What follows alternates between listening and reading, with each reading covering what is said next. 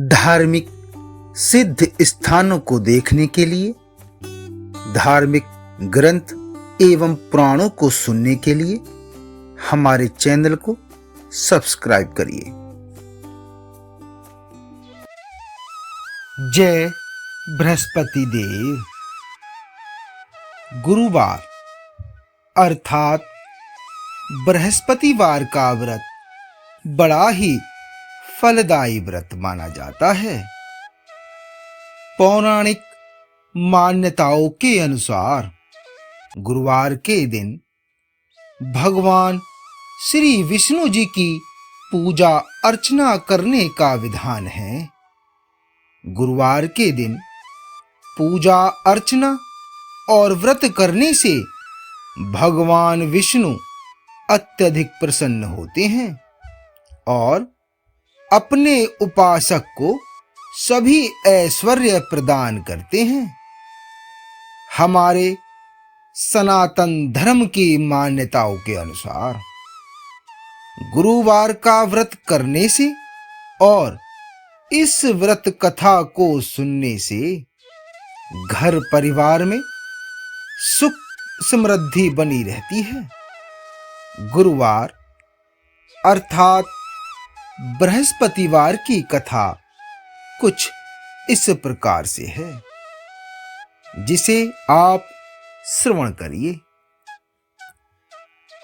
प्राचीन काल के समय हमारे भारतवर्ष में एक प्रतापी राजा राज्य करते थे, जो बड़े ही दानी और दयालु थे। वह नित्य प्रतिदिन निर्धनों और ब्राह्मणों की सेवा किया करते थे और उन्हें नित्य प्रतिदिन दान दिया करते थे। राजा को ऐसा करता देख उनकी रानी उनसे अप्रसन्न रहा करती थी। रानी न तो भगवान की पूजा किया करती और न ही निर्धनों को और ब्राह्मणों को दान ही दिया करती थी, और राजा को भी दान देने के लिए मना किया करती थी। एक दिन राजा शिकार खेलने के लिए वन में गए हुए थे।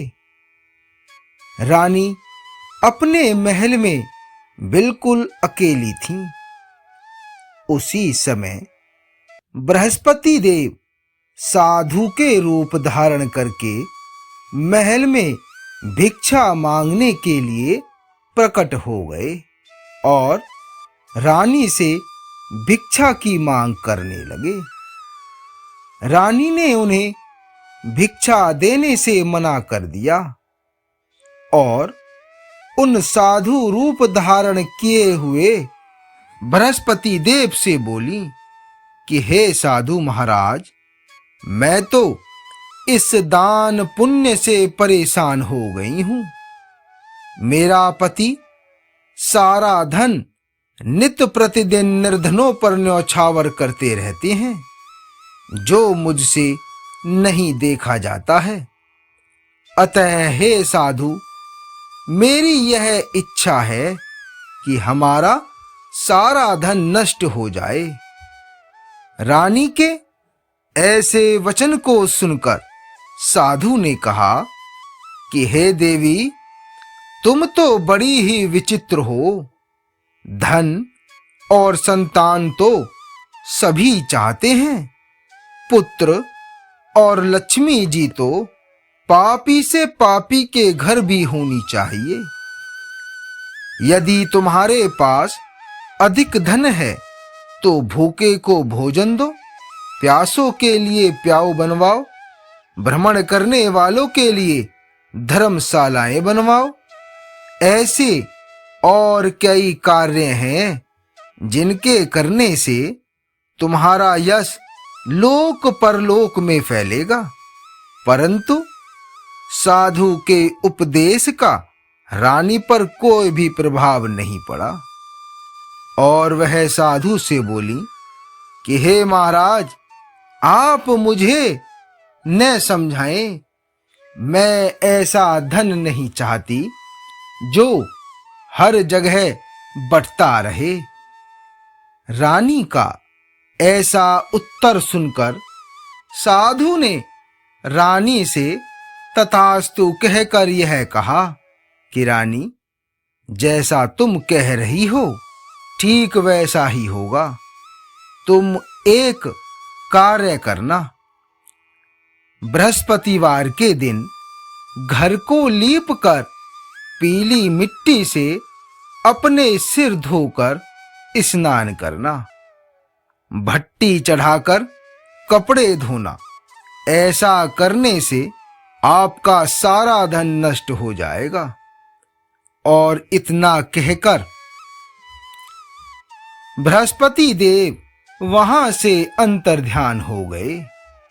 रानी ने साधु की कही बातों के अनुसार ऐसा ही किया। रानी को ऐसा करते हुए 3 बृहस्पतिवार ही व्यतीत हुए थे कि उनकी समस्त धन संपत्ति नष्ट हो गई। भोजन के लिए भी राजा का परिवार तरसने लगा। तब एक दिन राजा रानी से बोला कि हे रानी, तुम यहीं रहो, मैं दूसरे देश को जाता हूं, क्योंकि यहां पर सभी लोग मुझे जानते हैं, इसलिए कोई छोटा कार्य नहीं कर सकता। ऐसा कहकर राजा परदेश को चला गया। वहां पर राजा जंगल से लकड़ी काट कर लाता और शहर में बेच देता। इस तरह वह अपना जीवन व्यतीत करने लगा। राजा को परदेश जाते ही रानी और उसकी दासी दुखी रहने लगी।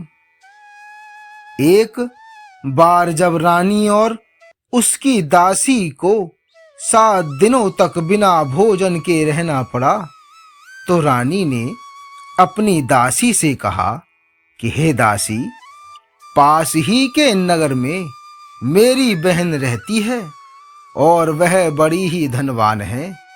तू उसके पास जा और वहां से कुछ ले आ, ताकि थोड़ी बहुत गुजर बसर हो जाए। दासी रानी की बहन के पास गई।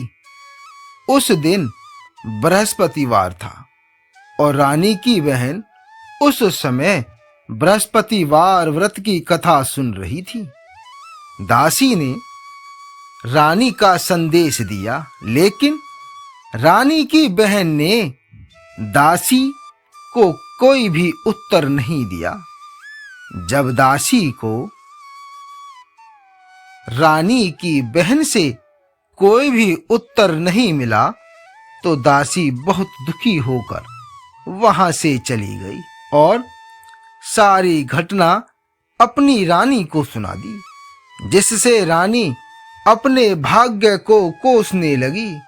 उधर पूजा पूर्ण होने पर रानी की बहन सोचने लगी कि मेरी बहन की दासी आई थी, परंतु मैं उससे नहीं बोल पाई, इससे वह बहुत दुखी होगी।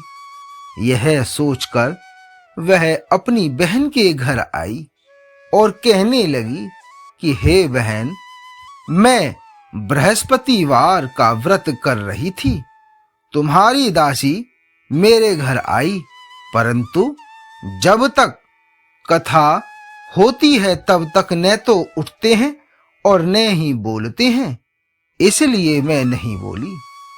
अतः कहो दासी, किस लिए आई थीं?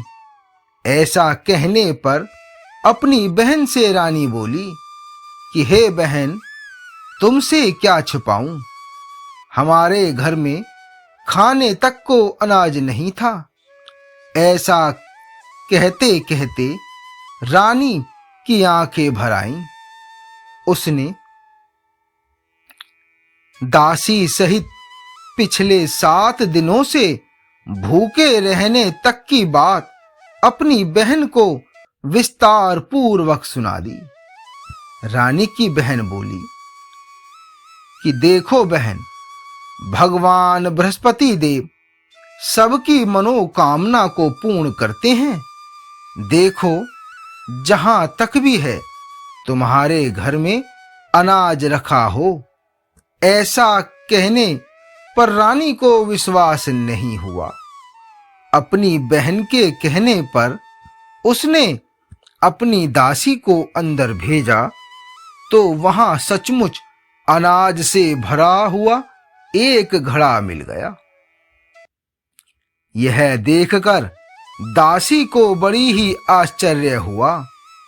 दासी रानी से कहने लगी कि हे रानी, जब हमको भोजन नहीं मिलता तो हम व्रत ही तो करते हैं, इसलिए क्यों न इनसे व्रत और कथा की विधि पूछ ली जाए ताकि हम भी व्रत कर सकें। तब रानी ने अपनी बहन से बृहस्पतिवार के व्रत का विधान पूछा। तब उसकी बहन ने बताया कि हे बहन, बृहस्पतिवार के व्रत में चने की दाल और मुनक्का से भगवान विष्णु जी का केले की जड़ में पूजन करें तथा दीपक जलाएं, व्रत कथा सुने और पीला भोजन ही करें। इससे बृहस्पति देव प्रसन्न होते हैं। व्रत और पूजन विधि को बताकर रानी की बहन अपने महल को चली गईं। 7 दिन बाद जब बृहस्पतिवार आया तो रानी और उसकी दासी ने व्रत रखा। घुड़साल में जाकर गुड़ और चना लेकर आई, फिर उससे केले की जड़ तथा भगवान विष्णु जी का पूजन किया। अब पीला भोजन कहां से आए, इस बात को लेकर दोनों बहुत दुखी थीं। क्योंकि उन्होंने व्रत रखा था, इसलिए बृहस्पति देव उनसे प्रसन्न थे।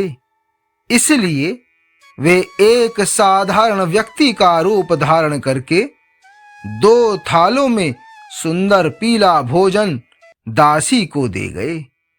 भोजन पाकर दासी प्रसन्न हो गई और रानी के साथ मिलकर भोजन को ग्रहण किया।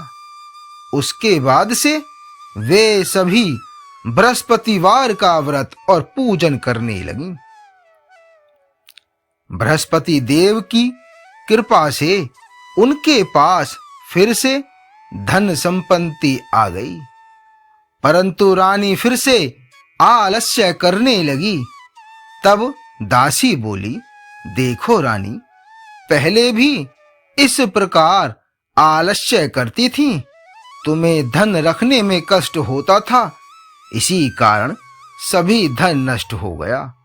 अब जब भगवान बृहस्पति देव की कृपा से धन मिला है तो तुम्हें फिर से आलस्य होता है। दासी की बात रानी की समझ में आ जाती है और रानी पूरे विधि विधान से गुरुवार अर्थात बृहस्पतिवार की कथा और व्रत रखती और सुनती है। धन का सदुपयोग करने लगती है। रानी पहले की ही भांति राजा के साथ मिलकर पुण्य दान आदि करना शुरू कर देती है।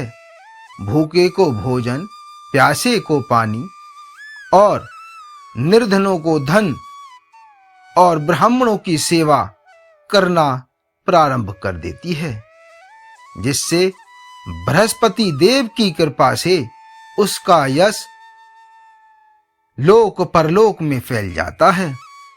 बृहस्पतिवार का व्रत और कथा सुनने के बाद पूरे विधि विधान से उनकी आरती करनी चाहिए। जय बृहस्पति देव।